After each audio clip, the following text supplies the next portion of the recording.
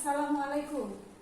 আমার প্রিয় শিক্ষার্থীরা, Dinajpur government girls high school online ক্লাসে তোমাদের স্বাগত। তোমরা কেমন আছো সবাই? আশা করি তোমরা সবাই ভালো আছো এবং আমাদের এই অনলাইন ক্লাসগুলো তোমরা দেখছো এবং বই ফলো করার চেষ্টা করছো। দেখো, আমি আজকে নবম দশম শ্রেণীর জীববিজ্ঞানে সপ্তম অধ্যায় গ্যাসীয় বিনিময়ের পরবর্তী অংশটা পড়াবো। আমি শাহনাজ পারভীন, তোমাদের জীববিজ্ঞানের টিচার। তাহলে আমি সেদিন তোমাদের কি নিয়ে আলোচনা করেছিলাম বলো তো? তোমাদের উদ্ভিদের গ্যাসীয় বিনিময় নিয়ে আলোচনা করেছিলাম। আজকে গ্যাসীয় বিনিময়ের মানব শ্বসনতন্ত্র নিয়ে সেদিন আমি কথা বলেছি। আমি সেদিন শ্বসনতন্ত্র কাকে বলে এবং শ্বসনতন্ত্রের যে অঙ্গগুলো আছে সেই অঙ্গগুলো নিয়ে কথা বলেছিলাম। আর একটা বাড়ির কাজ তোমাদেরকে দিয়েছিলাম। সেটা কি দিয়েছিলাম বলো দেখি? শ্বসনতন্ত্রের প্রধান অঙ্গ সম্পর্কে তোমাদের চিত্র অঙ্কন করতে বলেছিলাম। তাহলে প্রধান অঙ্গটা সম্পর্কে বলতে গেলে তোমাদের প্রথমে কোন কথাটা মনে আসবে? ফুসফুস।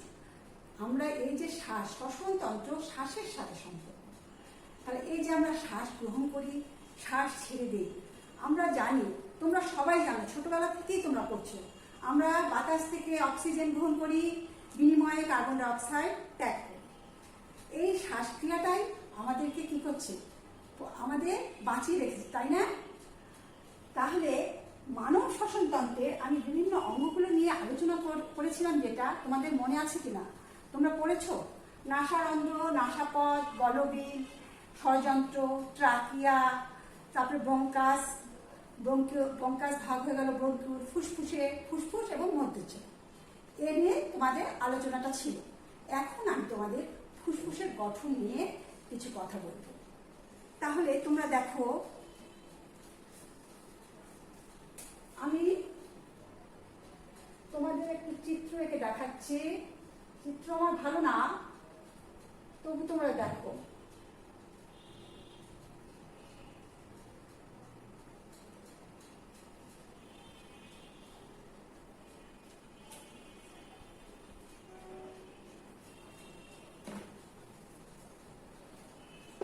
ধরো এটা ফুসফুস, এটা ফুসফুসি।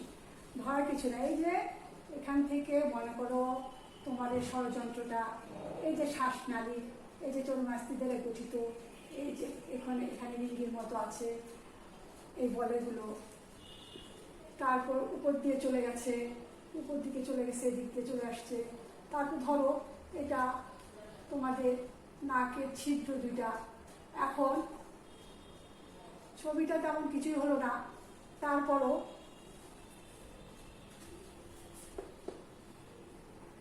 তোমরা দেখো, এই যে নাক দিয়ে তোমাদের এখানে দুইটা কিন্তু ছিদ্র আছে, এখানে কিন্তু একটা ব্রেনের পর্দা আছে।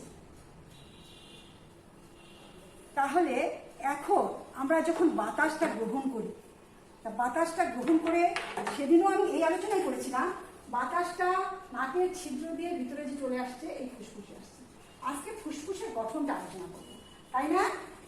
ফুসফুসের গঠন আলোচনা করতে গেলে এই একটা এই ফুসফুসটা কোথায় অবস্থিত? ফুসফুস বক্ষ গহ্বর, তোমরা জানো, বক্ষ গহ্বর, উদর গহ্বর। বক্ষ গহ্বর বুকের উপরের অংশটাকে বলে, উদর গহ্বর নিচের অংশটাকে বলে।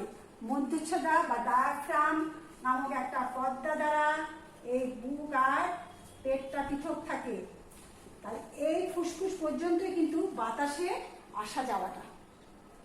তাহলে এই ফুসফুসটা আবার বক্ষ গহ্বরের এখানে ভিতরে অবস্থিত দুইটি ফুসফুস, এবং এটা হৃৎপিণ্ড আছে। ধরো মনে করো এখানে হৃৎপিণ্ডটা একটু বাম দিকে সরে আসা অবস্থা থাকে, এদিকে হৃৎপিণ্ড। এই চিত্রটা তোমাদের বইয়ে এরকম করে দেওয়া নাই, আমি বুঝাবার জন্য তোমাদেরকে এঁকে দেখাচ্ছি।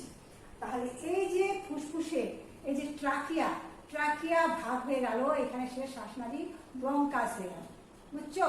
ব্রঙ্কাসটা আরো শাখা প্রশাখায় বিভক্ত হয়ে যাচ্ছে, আরো অসংখ্য শাখা প্রশাখায় বিভক্ত হচ্ছে, অসংখ্য শাখা প্রশাখায় বিভক্ত হয়ে যাচ্ছে। এখানে শেষে অনেকগুলো বেলুনের মতো বায়ুথলি। এখানে ধরো এটা বের হয়ে আসলো, এই যে এটা এই যে বের হয়ে আসতেছে, এরকম করে আরো শাখা প্রশাখা ক্ষুদ্র থেকে ক্ষুদ্র ভাগ হয়ে যাচ্ছে শ্বাস। এরকম। এই ব্রঙ্কাস, এটা এক বচনে ব্রঙ্কাস, আর এই যে ভাগ হয়ে যাচ্ছে না, এগুলোকে আবার বলা হচ্ছে ব্রঙ্কিউল। আর এই মাথায় এরকম গুচ্ছাকারে বেলুনের মতো আছে, প্রত্যেকটা বেলুনের মতো, মৌচাকের মতো, তোমাদের বইয়ে দেওয়া আছে, মৌচাকের মতন আছে প্রতিটার সাথে। আর এই ফুসফুসটা আবার দ্বিস্তর বিশিষ্ট প্লুরা নামক পর্দা দ্বারা আবৃত থাকে। তার মানে এই যে দুইটা ফুসফুস আছে, এখানে আবার এই যে পর্দাটা দ্বিস্তর বিশিষ্ট, দুইটা স্তর। দুইটা স্তরের কারণটা হচ্ছে এই দ্বিস্তরের মাঝখানে আবার কি আছে জানো? দ্বিস্তরের মাঝে থাকার কারণটা, এটা দুইটা স্তর, এর মধ্যে এক ধরনের রস মিশ্রিত হয়। এই রসটা যে মিশ্রিত হয় ফুসফুসের এই প্লুরার ভিতরের মধ্যে থেকে, রসটা করে কি, আমরা যখন শ্বাস নেই আর ছেড়ে দিই, তখন বক্ষগহ্বরের সাথে, বুকের সাথে বক্ষগহ্বরের সাথে এই ফুসফুসটা কোনো সংঘর্ষ না লাগে, মানে ঘষা না লাগে। এজন্য ফুসফুসটা এই রসটা মিশ্রিত হয় এবং এটাকে সেভ করে, ফুসফুসের কোনো ক্ষতি হতে দেয় না। প্রতিনিয়ত কিন্তু আমাদের 24 ঘন্টা, দিন রাত 24 ঘন্টায় কিন্তু আমরা শ্বাস প্রশ্বাস চালাই। আমরা প্রত্যেকটা জীবের মধ্যে এই শ্বসন ক্রিয়াটা চলে। তাহলে এই ফুসফুসের গঠনে আমরা বলবো, ফুসফুস বক্ষগহ্বরের ভিতরে অবস্থিত, হৃৎপিণ্ডের দুই পাশে অবস্থিত এবং এটা লালচে রঙের। তোমাদের এই লালচে রঙের রংটা দেখাতে গিয়ে তোমাদের এই ছবিতে তোমরা দেখো, এখানে এই যে এখানে চিত্রটাতে তোমরা দেখো, এই যে লালচে রঙের এবং স্পঞ্জের মতো, ফুসফুসটা হচ্ছে স্পঞ্জের মতো লালচে রঙের। এই যে এখানে নাসারন্ধ্র, নাসাপথ হয়ে তলবি হলো, ষড়যন্ত্র হয়ে ট্রাকিয়া, শ্বাসনালী হয়ে চলে আসলো। দেখো, মনোযোগ দিয়ে বোঝার চেষ্টা করো। নাসারন্ধ্র, এই যে নাকে ছিদ্র, তারপর নাসার মাঝখানে কিন্তু একটা প্রভেদ দেওয়াল আছে, ওইদিকে কিছু কিছু লোম আছে, এই যে ভিতরে চলে আসলো বাতাস, এখানে ধুলাবালি থাকলে এই লোমের মধ্যে আটকে যায়, শ্লেষা জাতীয় পদার্থ গলগুলো এখানে তৈরি করার জন্য একটা পর্দা আছে। তারপরে চলে আসলো ষড়যন্ত্র ট্রাকিয়া, সরাসরি বাতাস চলে আসছে, শ্বাসনালী হয়ে চলে আসছে, এই যে ব্রঙ্কাস, ফুসফুসের ভিতরে ঢুকে গেল। এই ব্রঙ্কাস বাতাস সরাসরি ফুসফুসে চলে গেল। এখন এই ফুসফুসটা লালচে রঙের, বক্ষগহ্বরের দুই পাশে ভিতরের দিকে, এবং এখানে হৃৎপিণ্ডটা থাকে, এখানে হৃৎপিণ্ডটা থাকে। এই যে হৃৎপিণ্ডটা আমি একটু ছোট করে এখানে দেখার চেষ্টা করছি, এখানে হৃৎপিণ্ডটা থাকে। এখন দেখো, এইটা আবার ব্রঙ্কাসটা ভাগ, অসংখ্য শাখা প্রশাখায় ভাগ হয়ে যাবে। অসংখ্য শাখা প্রশাখায় যে ভাগ হয়ে গেছে, এগুলো হচ্ছে ব্রঙ্কিউল। এগুলোকে, ব্রঙ্কাসটাকে তখন আবার বলা হচ্ছে ব্রঙ্কিউল। দুইটা ফুসফুসকে, দুইটা ভাগকে যদি আমরা একসাথে বলি, ব্রঙ্কাই বলি, আর একটাকে বলবো ব্রঙ্কাস। একটা ফুসফুসে ঢুকলো একটা ব্রঙ্কাস, একটা শাখা। ব্রঙ্কাসটা আবার অসংখ্য শাখা প্রশাখায় ভাগ হয়ে গেল, তখন বলা হচ্ছে এটাকে ব্রঙ্কিউল। এই ব্রঙ্কিউলে, এই দেখো, এই ব্রঙ্কাস, এই যে ভাগ হয়ে গেল ব্রঙ্কিউল। ব্রঙ্কিউলের শেষ মাথায় গুচ্ছাকারে, দেখো তোমাদের বইয়ে দেওয়া আছে, মৌচাকের মতো, বলের মতো দেখা যাচ্ছে, বেলুনের মতো দেখা যাচ্ছে। এটা মানে শ্বাস নেওয়া অবস্থায় আছে, ফুলে আছে। এই যে এগুলোকে বলা হয় অ্যালভিউলাস। এই অ্যালভিউলাস গুলো দেখো, অ্যালভিউলাস গুলো যখন আমরা শ্বাসটা গ্রহণ করতেছি, আমাদের বাতাসের সাথে অক্সিজেন প্রবেশ করছে। বাতাসে যদি কোনো ধুলাবালি থাকে, এখানে কিন্তু লোমের সাথে আটকে যাচ্ছে, শ্লেষার সাথে আটকে যাচ্ছে, এখানেও ভিতরে ট্রাকিয়ার মধ্যে ক্ষুদ্র ক্ষুদ্র যে লোম আছে সেগুলোতে আটকে যাচ্ছে। সরাসরি শুদ্ধ বিশুদ্ধ বাতাসটা আর্দ্র হয়ে, আর্দ্র উষ্ণ হয়ে, বলছিলাম সেদিন, সরাসরি এখানে চলে আসতেছে, এই অ্যালভিউলাসে চলে আসতেছে, এবং অ্যালভিউলাসগুলো তখন ফুলে যাচ্ছে। অ্যালভিউলাসগুলোর গঠনটা আবার কি দেখো, বলের মতন, এবং কৈশিক জালিকা দ্বারা পরিবেষ্টিত অবস্থায় থাকে। এখানে তাদের ফুসফুসের ভিতরে কি আছে, ব্রঙ্কিউল, তারপরে অসংখ্য শাখা প্রশাখা যুক্ত ব্রঙ্কিউল এবং অ্যালভিউলাস, এবং শ্বাসনালীগুলো, এবং আছে কৈশিক জালিকা, এগুলো দিয়ে সম্পূর্ণ এগুলো বেষ্টন করে আছে। এবং এর ভিতরেই এই যে গ্যাসের বিনিময়টা হয়, অক্সিজেন গ্রহণ, কার্বন ডাই অক্সাইড ত্যাগ, আবার কার্বন ডাই অক্সাইড আমরা নিঃশ্বাসের সাথে ছেড়ে দিচ্ছি।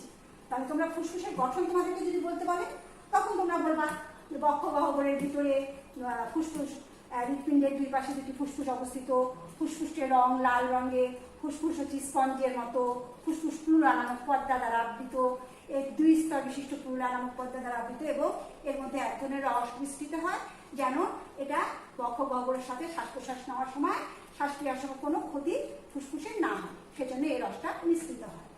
আর ফুসফুসের মধ্যে অনেকগুলো ব্রঙ্কাস প্রবেশ করে, অনেকগুলো ভাগে ভাগ হয়ে গেছে ব্রঙ্কুলে শেষ মাথায় অনেকগুলো বলের মতো অ্যালভিউলাস বায়ুথলি আছে, ওটাকে বাংলায় বায়ুথলি বলে।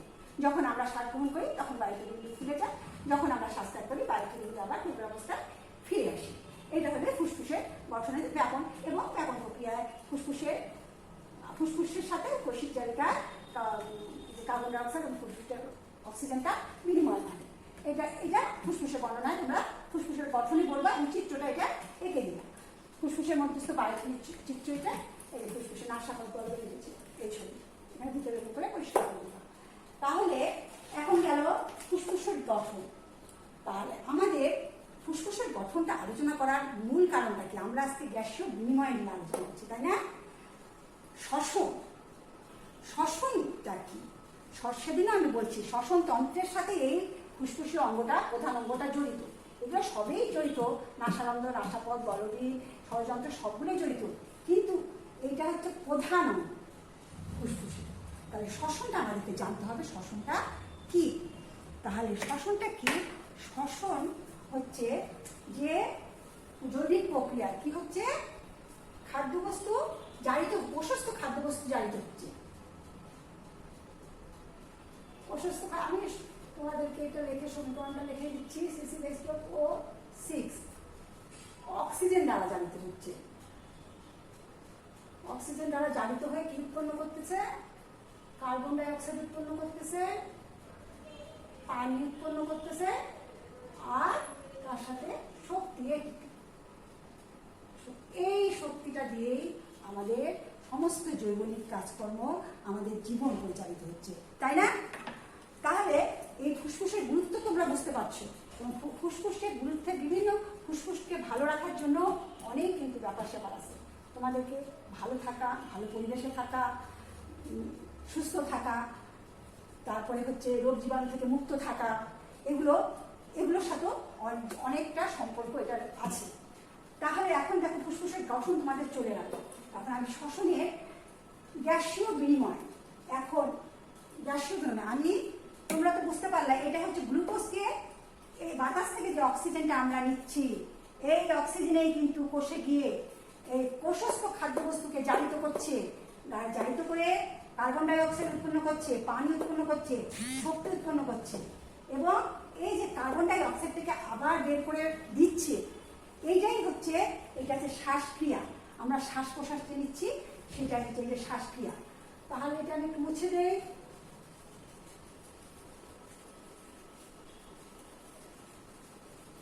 তাহলে এখন তোমরা বলবা যে শ্বাসক্রিয়া বহিঃশ্বসন, এই শ্বসনটাকে ভাগ করা যাবে।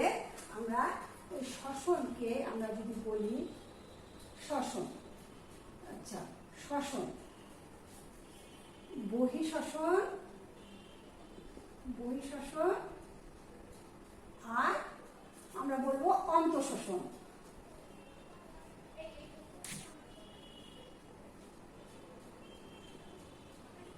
তাহলে আমাদের শ্বসন বললে খাদ্যবস্তুকে জারিত করে শক্তি উৎপন্ন করছে, সেই শক্তি কার্বন ডাইঅক্সাইড বের করে দিচ্ছে, দুটো একসাথে আছে। এই যে কার্বন ডাইঅক্সাইড বের করে দিচ্ছে, শ্বাস নিচ্ছি, শ্বাস ত্যাগ করছি, এটা বহিঃশ্বসনের মধ্যে পড়বে।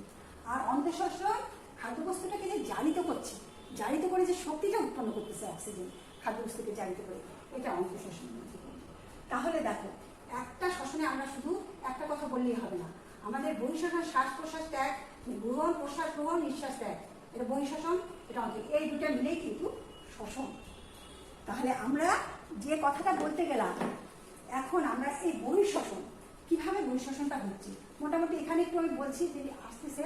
এখন তার প্রক্রিয়াটা দেখো, প্রক্রিয়াটায় এখন মধ্যচ্ছদ বলে তোমাদের ডায়াফ্রাম, আমি বলছিলাম এখানেও এই যে চিত্রের মধ্যে আমি একটা এরকম করে দিছি, এখানে চিত্রে দেখতে পাচ্ছ এটা একটা ছাতার মতো প্রসারিত অংশ, বুকে এবং এখানে পেটে, এই যে উদর পেট আর বক্ষ গহ্বর বলতে বুকটাকে বোঝাচ্ছে, এই দুটার মাঝখানে একটা পর্দা থাকে।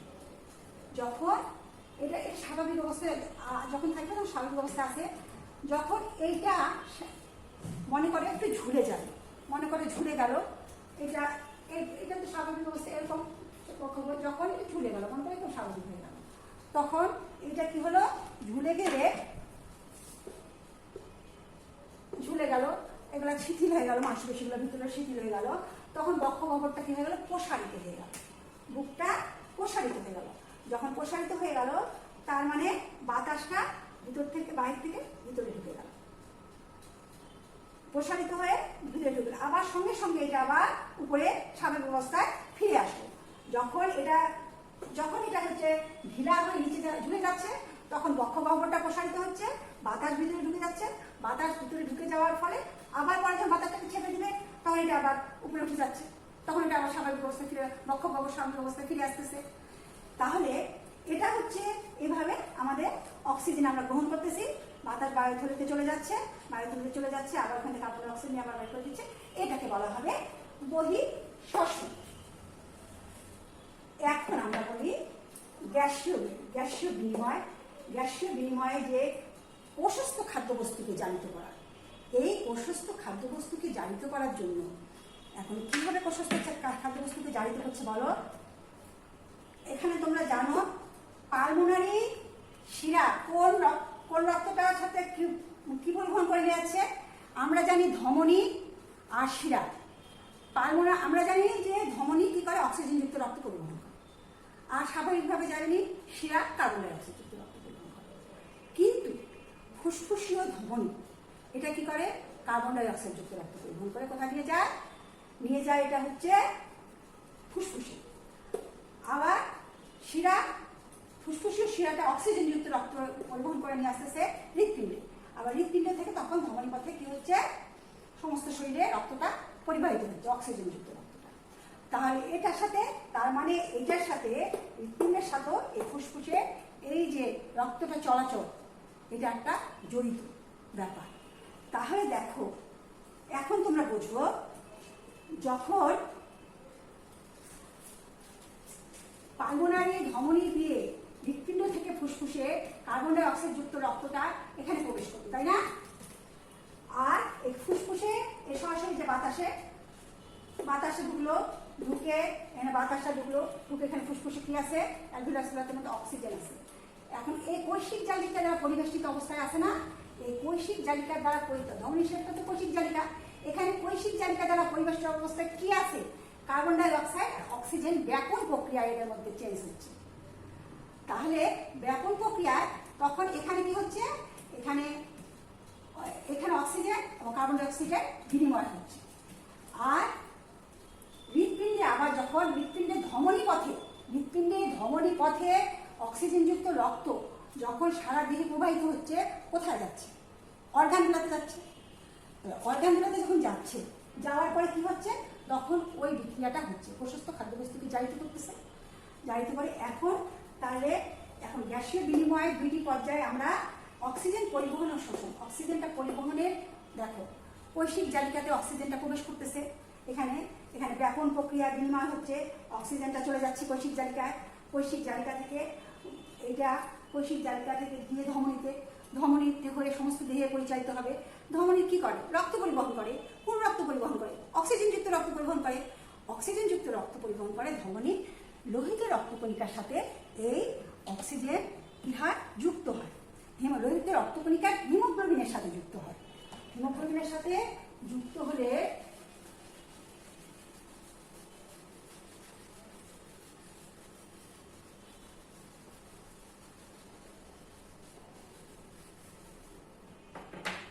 তাহলে যদি অক্সিজেনটা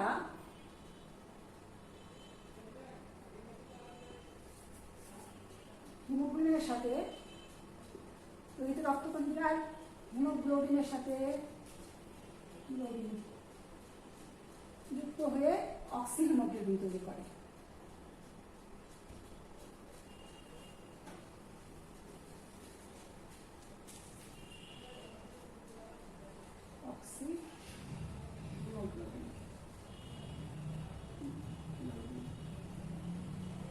এই অক্সিহিমোগ্লোবিনটি কিন্তু একটা অস্থায়ী যৌগ।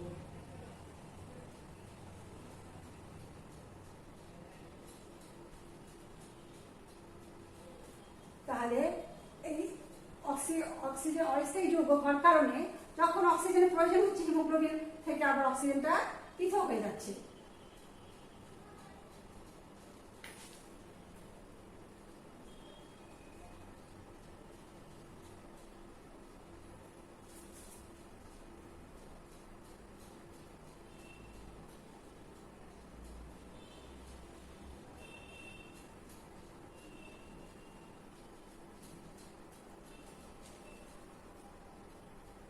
আচ্ছা, তাহলে দেখো এটা কিন্তু আমরা বহিঃশ্বসন নিয়ে আলোচনা করছি। শ্বাস গ্রহণ করতেছি, অক্সিজেন গ্রহণ করতেছি, কার্বন ডাই অক্সাইড ত্যাগ করতেছি, এটা আমরা বহিঃশ্বসনে গেল। আর গ্যাসীয় বিনিময়ের ক্ষেত্রে এই দুইটা পর্যায়ে, একটা অক্সিজেন পরিবহন ও শোষণ। পরিবহনটা হচ্ছে ধমনীর মাধ্যমে, রক্তের মাধ্যমে অক্সিজেনটা পরিবাহিত হচ্ছে, পরিবাহিত হয়ে আমাদের শরীরের বিভিন্ন অঙ্গে যাচ্ছে। এখন বিভিন্ন অঙ্গ থেকে অঙ্গে যাচ্ছে এবং সেটা কি করতেছে, অক্সিজেন লোহিত রক্তকণিক হিমোগ্লোবিনের সাথে যুক্ত হচ্ছে, অক্সি হিমোগ্লোবিন রূপে এটা প্রবাহিত হচ্ছে। আর এটা অস্থায়ী যৌগ, এটা ভেঙে আবার অক্সিজেন, হিমোগ্লোবিন, অক্সিজেন খাদ্যবস্তু কোষে গিয়ে খাদ্যবস্তুকে জারিত করতেছে, পরে কার্বন ডাই অক্সাইড, তারপর পানি, শক্তি এগুলো উৎপন্ন করতেছে। তাহলে দেখো এখন এই অক্সিজেন হিমোগ্লোবিনটা যখন অক্সিজেন আর হিমোগ্লোবিন, হিমোগ্লোবিন যখন যাচ্ছে কৈশিক জালিকা পথে, ধমনীর শেষ প্রান্ত কি কৈশিক জালিকা, তোমরা জানো তাই না? কৈশিক জালিকা গিয়ে কৈশিক জালিকার প্রাচীরটা ভেদ করবে।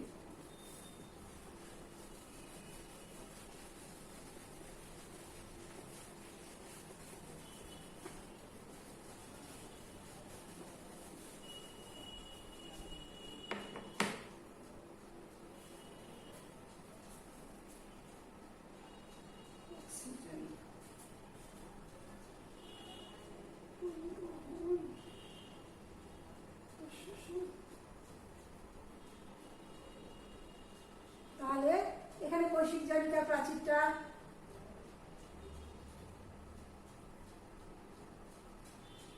ধমনীর মধ্যে দিয়ে যেতে যেতে কৈশিক জালিকা প্রাচীরটা আবরণটা ভেদ করে এটা লসিকায় চলে যাবে। লসিকার আবরণ ভেদ করে লসিকা আবরণ ভেদ করে এটা কি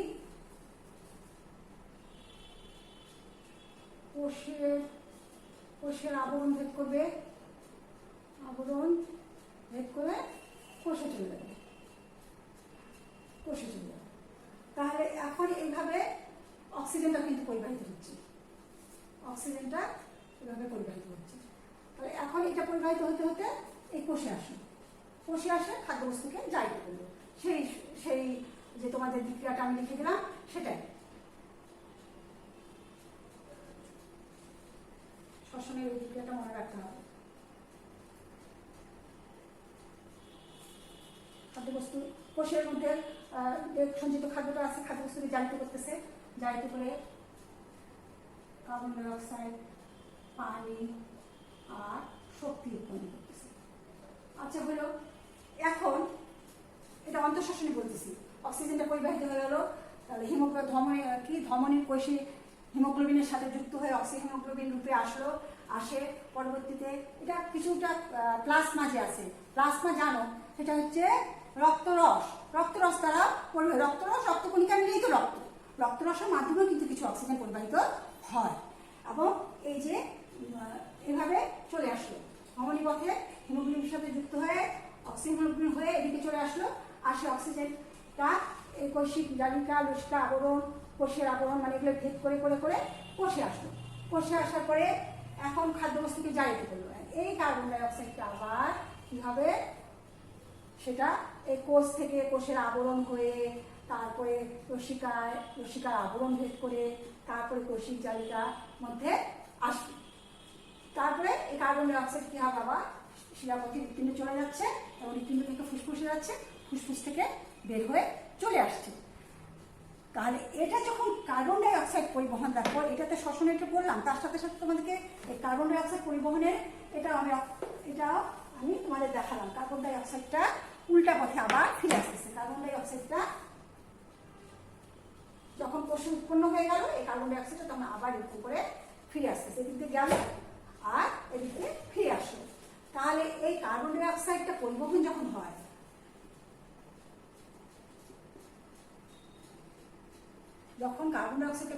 তখন একটা জিনিস দেখো,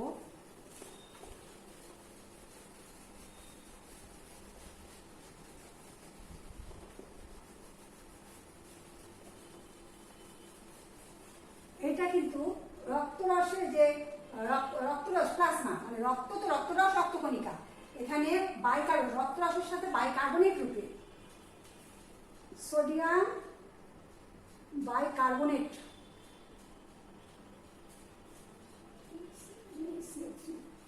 আর এখানে লোহিত রক্তকণিকার মানে ইয়ের সাথে হিমোগ্লোবিনের সাথে কি হচ্ছে,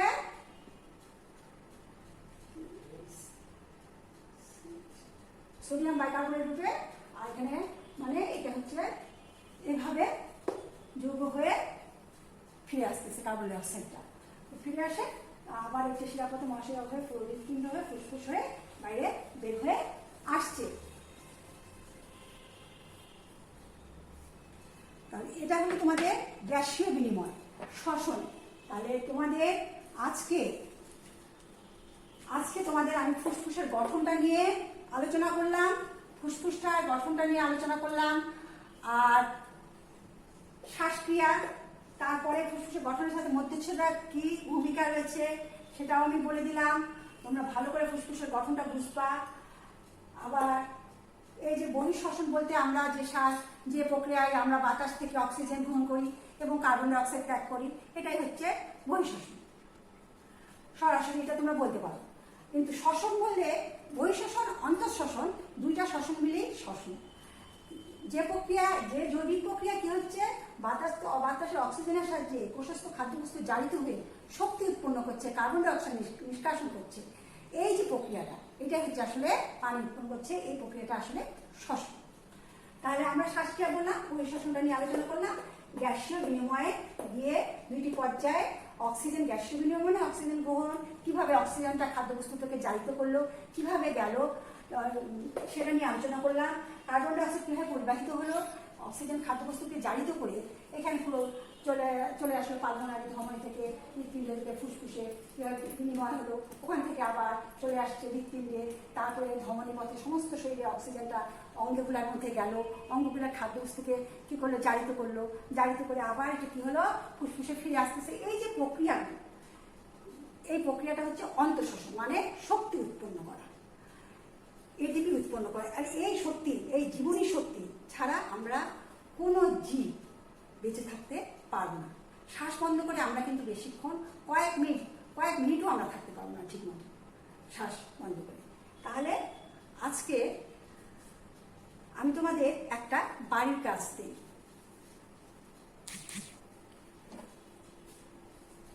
তোমরা বাড়িতে এই বিষয়গুলো নিয়ে পড়বা, বইটা ভালো করে পড়বা এবং বোঝার চেষ্টা করবো, বিষয়টা বোঝার চেষ্টা করবো, হৃৎপিণ্ডের সাথে কিভাবে সম্পর্কিত হচ্ছে, কোন ধমনী পথে কি যাচ্ছে, কোন ধমনী পথে কার্বন ডাই অক্সাইড গ্যাস যাচ্ছে। ধমনী কিন্তু অক্সিজেন বহন করে, আবার পালমোনারি ধমনী যে কার্বন ডাই অক্সাইড বহন করে নিয়ে যাচ্ছে ফুসফুসে, আবার পালমোনারি শিরার মাধ্যমে যে ফুসফুস থেকে অক্সিজেনযুক্ত রক্তটা হৃৎপিণ্ডে আসে। এই যে সম্পর্ক দুটা হৃৎপিণ্ডের সাথে ফুসফুসে, এটা ভালো করে বুঝে নিবা। এই ভালো করে বুঝে নেওয়ার পরে ভালো করে পড়বা, তাহলে তোমরা বুঝতে পারবা যে কিভাবে কি হচ্ছে। তাহলে তোমরা গ্যাসীয় বিনিময়ে বাড়ির কাজ